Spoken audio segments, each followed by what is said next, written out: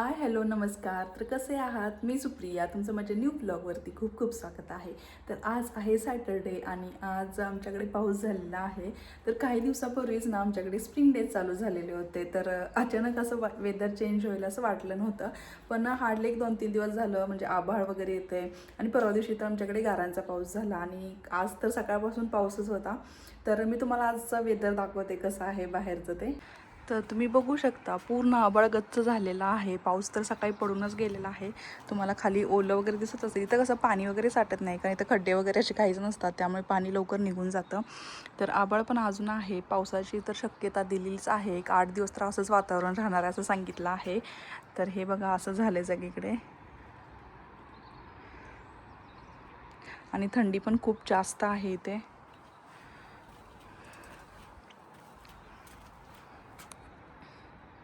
तर मी मगाशी ना इंडियन स्टोअरला गेले होते. तर थोडीशी मला ग्रोसरी घ्यायची होती म्हणून.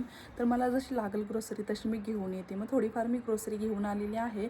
तर मी मगाशीच ब्लॉग स्टार्ट करणार होते, पण पाऊस होता त्यामुळे मी काही ब्लॉग स्टार्ट केला नाही. तर पाठीमागे ना म्हणजे मी तुम्हाला असे 1-2 ब्लॉग दाखवलेले आहेत इंडियन स्टोअरचे की ते कोणकोणती ग्रोसरी मिळते ते. पण मी ॲक्च्युअलमध्ये कधी कधी किमती सांगते, कधी सांगत नाही. तर मला पाठीमागे एक कमेंट आली होती की ताई तुम्ही ज्या किमती सांगता त्या युरोमध्ये सांगता, आम्हाला INR सुद्धा किमती सांगत जावा, जेणेकरून आम्हालासुद्धा त्या गोष्टींची इंडियन रुपीजमध्ये काय किंमत असते हे समजेल. तर म्हणलं चला आज आपण थोडीशी ग्रोसरी घेतली तर त्याचं तुम्हाला एक छोटंसं सांगावं की युरोमध्ये कितीला आहे आणि INR कितीला बसते ते. तर इथे कसं होतं ना नॉर्मली आपण प्रत्येक कंट्रीमध्ये ना करन्सी वेगळी असते आणि तिथल्या सॅलरीनुसार त्याच्या प्राईस डिसाईड केलेल्या असतात. त्यामुळे आपण कसं इथे जर आता सॅलरी पण जास्त आहे म्हटल्यावरती प्राईस पण तशाच राहतात ना. मग लोकांना कसं वाटतं की आपण INR सांगितलं की ते म्हणतात तुम्ही युरोमध्ये कमवता आणि INR किमती सांगता, हे बरोबर नाही आहे. त्यामुळे मी जास्त करून किमती आता कशाच्या सांगत नाही. जर सांगायची झाली तर मी युरोमध्ये सांगते. पण मला रिसेंटली अशी कमेंट आली म्हणून मी तुम्हाला आज सांगणार आहे, या ब्लॉगमध्ये दाखवणार आहे. तर मी ज्या गोष्टी घेऊन आल्या त्याची मी तुम्हाला किमती सांगते INR काय होतात त्या. तर चला जाऊन बघूया. तर मी एवढी ग्रोसरी घेऊन आलेली आहे आज इंडियन स्टोअरमधून. तर मी तुम्हाला प्रत्येकाची एकेकाची किंमत सांगते युरोमध्ये आणि INR. तर लक्झेंबर्गमध्ये ही अशी कोथिंबीर मिळते. तर तुम्हाला दिसत असेल अशी कट केलेली आहे कोथिंबीर. आपल्याकडे नॉर्मली देशी कोथिंबीर वगैरे मिळते, पण इथे देशी कोथिंबीर नसते, इथे अशी कोथिंबीर असते. तर ही एक पीस ना इथे साधारणपणे 1.5 युरोला मिळतो. म्हणजे आपल्या INR जर बघायला गेलं तर 160 रुपयाला एक पेंडी होते. अशा मी 2 पेंड्या आणलेल्या आहेत 3 युरोच्या. दुसरं म्हणजे हा पुदिना मी घेतलेला आहे. ही एक पेंडी आहे, तुम्हाला दिसत असेल असा पुदिना मिळतो. तर याची प्राईससुद्धा एक पेंडी जर बघायला गेलं तर 1.5 युरोलाच आहे. म्हणजे INR 160 रुपयाला एक पेंडी होते. अशी आहे. पुदिना फ्रेश वाटतोय. नंतर मी अशा मिरच्या आणलेल्या आहेत हिरव्या कलरच्या. जास्त तिखट नसतात कारण इथे जास्त कोण तिखट खात नाही आणि ते लोकल ग्रोसरी स्टोअरमध्ये अशा मिरच्या मिळत नाहीत. ह्या फक्त घ्यायच्या असेल तर आपल्याला इंडियन स्टोअरमध्येच जावं लागतं. तर मी ह्या 190 ग्रॅम घेतलेल्या आहेत, ज्या की 1.43 युरोला आहेत. आणि जर INR जर बघायला गेलं तर 163 रुपयाला एवढ्या मिरच्या मिळतात इथे बघा, मला दिसत असतील. त्याच्यानंतर मी अशी कारले घेतलेली आहेत बघा. तर हे फक्त इंडियन ग्रोसरी स्टोअरमध्ये मिळतात, इथे लोकल ग्रोसरी स्टोअरमध्ये कारले नसतात. तर हे ना 270 ग्रॅम आहेत, जे की 2 युरोला असे मी घेतलेले आहेत 270 ग्रॅम. जे की आपले INR जर बघायला गेलं तर 221 रुपये होतात एवढ्या 2 कारल्याचे.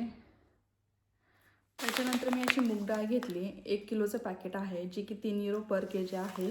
तर याचे जर INR प्राईस बघायला गेलं तर 300 रुपये 320 रुपये होतात याचे, तुम्हाला दिसत असेल.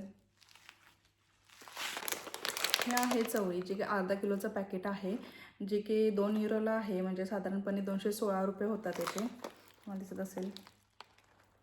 त्याच्यानंतर मी हे पेरियारचं इन्स्टंट डोसा मिक्स 1 किलोचं पॅकेट घेतलेलं आहे, जे की 3.95 युरोचं आहे आणि आपले INR 430 रुपये होतात त्याचे.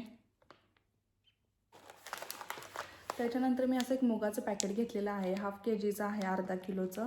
हे सुद्धा ना 1.75 युरोला आहे हाफ kg आणि आपल्या इंडियन प्राईजनुसार 190 होतात त्याचे बघा. त्यानंतर ही आहे तूर डाळ, जी की मी अर्धा किलोचं पॅकेट घेतलेलं आहे, जी की 1.99 युरोला आहे. म्हणजे साधारणपणे INR 216 रुपये होतात याचे, या अर्धा किलो पॅकेटचे. त्यानंतर मी अशी पावशर गवारी घेतलेली आहे, जी की 1.69 युरोला आहे, जी की आपल्या INRमध्ये जर बघायला गेलं तर 184 रुपये होतात त्याचे एवढ्या गवारीचे. त्यानंतर मी असं डेअरी व्हॅलीचं पनीर घेतलेलं आहे, जे की 250 ग्रॅम आहे. तर याची प्राईस 2.12 युरो आहे, जी की आपल्या INRमध्ये 231 रुपये होतात त्याचे. त्याच्यानंतर मी अशी एव्हरेस्टची जिंजर गार्लिक पेस्ट घेतलेली आहे, ज्याची प्राईस आहे 1.95 युरो आणि आपली INRमध्ये जर बघायला गेलं तर 212 होता त्याचे. मला दिसत असेल बघा हे पॅकेट. तर ही अन्नमची मी रोस्टेड चणा डाळ घेतलेली आहे, जी 250 ग्रॅम आहे, जी की युरोमध्ये मला 2.25 युरोला मिळाली आणि आपल्या INRमध्ये जर बघायला गेलं तर 245 रुपयाला ही 250 ग्रॅम डाळ आहे बघा. त्यानंतर मी एक असं अन्नम चणा रेड चिलीचं एक पॅकेट घेतलेलं आहे, जे की 250 ग्रॅम आहे, जे की युरोमध्ये मला 4 युरोला मिळालं आहे आणि याचे जर आपल्या INRमध्ये जर प्राईस बघायला गेलं तर 436 रुपये होतात एवढ्याचे 250 ग्रॅमचे बघा. त्याच्यानंतर मी असं MTRचा ना सांबर मसाला घेतलेला आहे बघा. हा 200 ग्रॅमचं पॅकेट आहे, इथे दिलेलं आहे, तुम्हाला दिसत असेल.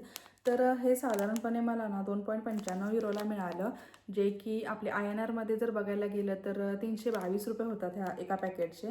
तर हा सांबर मसाला आहे बघा, असा मिळतो इथे. सगळ्यात लास्ट म्हणजे हा कढीपत्ता, जो की मी 3 युरोला घेतलेला आहे, जो की आपल्या INRमध्ये 327 रुपये होता त्याचे बघा, एवढ्या कढीपत्ताचे. तर मी आत्ता जी काही इंडियन स्टोअरमधून ग्रोसरी आणली होती त्याची मी तुम्हाला प्राईस सांगितलेली आहे. युरोमध्ये सुद्धा सांगितले आणि INRमध्ये सुद्धा सांगितलेले आहे. तर मी या पूर्ण ग्रोसरीसाठी युरोमध्ये ना 38.56 युरो पे केलेले आहेत. तर जस्ट मला कमेंट आली होती म्हणून मी हा ब्लॉग बनवला, की आम्हाला INRमध्ये सुद्धा किमती सांगत जावा म्हणून, असं म्हणून बनवलेला आहे. तर कसा वाटला हा ब्लॉग मला कमेंट करून सांगा आणि भेटू अशाच एका न्यू ब्लॉगमध्ये. तोपर्यंत बाय.